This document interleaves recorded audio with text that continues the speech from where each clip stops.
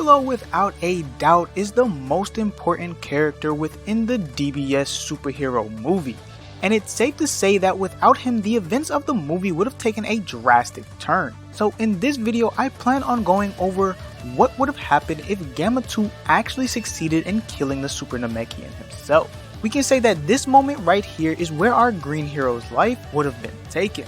So let's see what changes would have occurred. Now with Piccolo gone, the first couple of changes we see is that due to Piccolo not being around to infiltrate the Red Ribbon Army base and make himself a part of their plan to kidnap Pan, the Red Ribbon Army would have sent some jabronis, and that wouldn't have ended well for them because of, well, you know, a 3-year-old that's strong enough to blow up the moon is more than likely going to be far stronger than the average Red Ribbon Army soldier. Afterwards, it's hard to say what Pan would do next. She could either continue to wait for Piccolo or head to his house or to her own. But seeing as we never got to see what she would have done, and the fact that we don't know this character well enough, it's kinda hard to say what her next move would have been. But for simplicity's sake, let's just say that she decided to wait a little longer, and after not seeing Piccolo, she'd head over to his place. And once there, she'd stumble across his body. Obviously terrified, she'd go back to her home to let her father know. This would lead to Gohan confirming it for himself, but due to not knowing who could have done it, he'd prepare himself for the worst. He'd essentially do what Piccolo did in the movie, and that is stopping by Bulma's place to try and get in contact with his father and Vegeta. But just like in the movie, he wouldn't be able to reach them. Afterwards, he'd most likely go for the Dragon Balls, but seeing as this would probably take place a bit later in the day compared to the movie, there's a good chance that Bulma would have already used them to make her wishes, putting Gohan in a tight spot. Also, while he's here, he'd obviously let Bulma know about what happened to Piccolo. Now, something I wanted to address is even if Pan had informed Gohan about the Red Ribbon Army insignia on the man's outfit, all this would have done is let Gohan know that the Red Ribbon Army is up to its evil deeds once again. However, he wouldn't know where to find the secret base, so that wouldn't really change anything. Back over with the Red Ribbon Army, it wouldn't take long for them to realize that their plan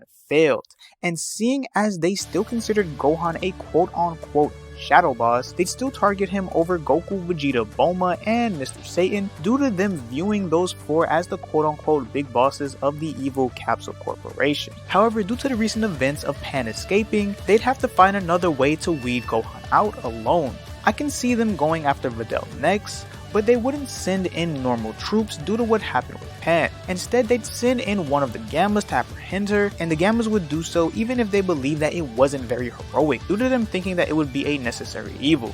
After this, the events play out like they did in the movie, with the Red Ribbon Army sending troops to Gohan's house in order to inform him on Videl's capture. And when he arrives at the base, the same fight takes place, with the only difference being that Gohan would have a harder time reaching his ultimate form. Now this fight can either go one or two ways. If Gohan does manage to tap into his ultimate form, be it for whatever reason, then nothing really changes.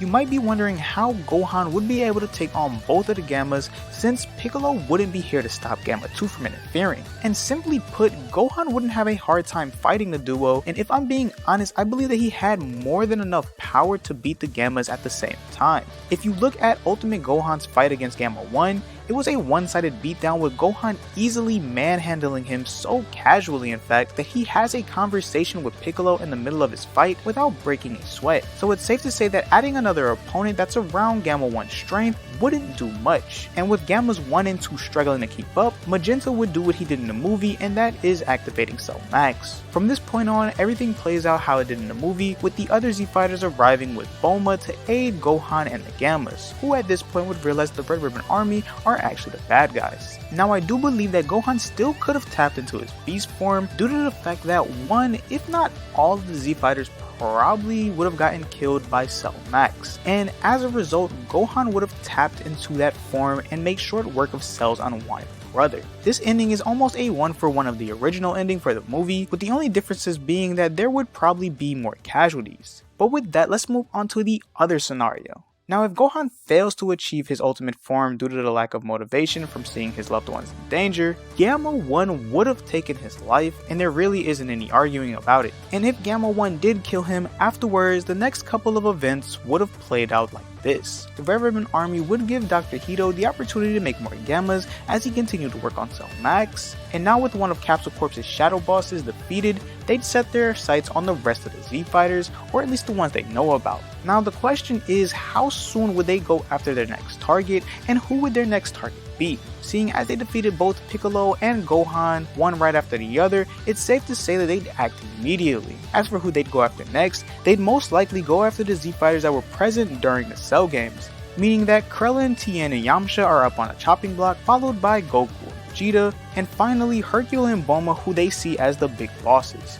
Now there wouldn't be any pushback when they go after Yamcha and Tien, and it wouldn't be until they reach Krillin where they'd run across Android 18, who would probably try to inform the duo about the Red Ribbon Army's history, but I doubt that they would listen. If anything, they would just have some doubts, but they'd still go through their orders. Anyways, after this, they'd probably make their way up the chain and start focusing on Bulma as well as Hercule, seeing as Goku and Vegeta would still be off planet, and with no one to stop them, they'd run through the rest of the Z Fighters, including Boo and 17 whenever he decides to show himself, and this is where things get a little weird. This is due to Magenta's plan to take over the world, conflicting with Dr. Hito's ideals of heroism. You see, Magenta bribed the young doctor with cookies and a promise that he'd be able to make the greatest androids in the world, not letting him know about his other ambitions.